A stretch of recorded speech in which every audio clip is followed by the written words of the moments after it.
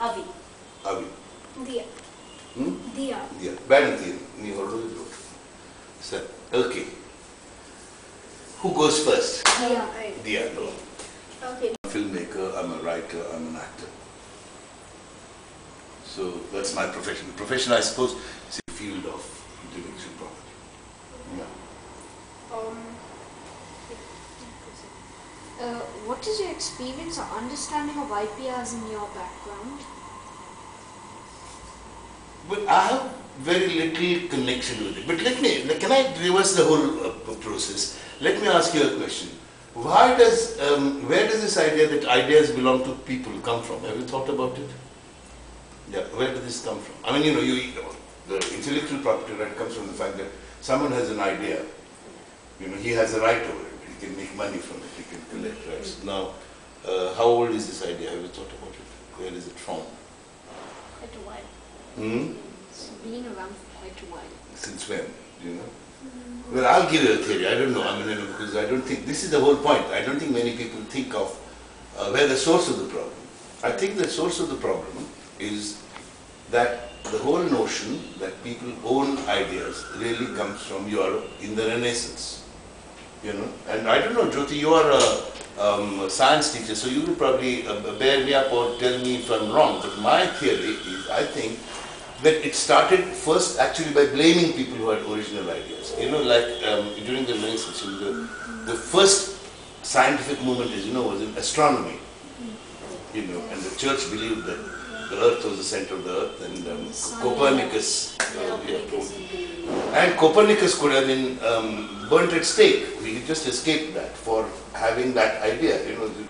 But a scientist called Tycho Brahe was burnt at stake. So there was a blame game attached to new ideas.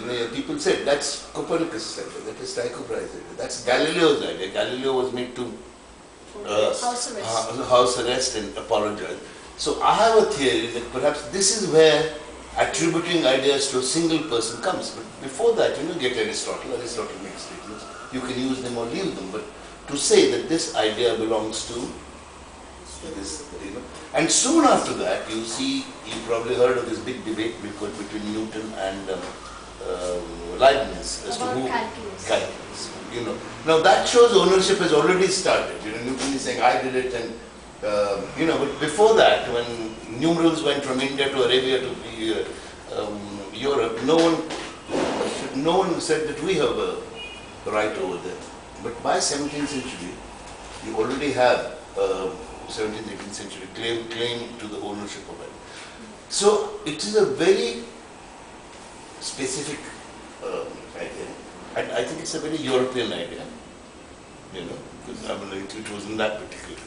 And it was, I think, an idea that became even stronger because Europe after that, out of Renaissance, came free trade, as you know, economic free trade, competition and so on, where if you made something, you could charge for it. You could, and there was competition as to who would, make it cheaper, who would make it sell and so on. And this came to be applied to ideas as well. The whole idea is just as if you invented a mill, you could charge royalty for the patent. Similarly for an idea. But there are cultures which don't accept it. And this is where I think, sorry, I'm so lecturing you, but I think this is this is my idea of what really happened, which is that the whole idea of originality, that person has an original idea, comes from this notion that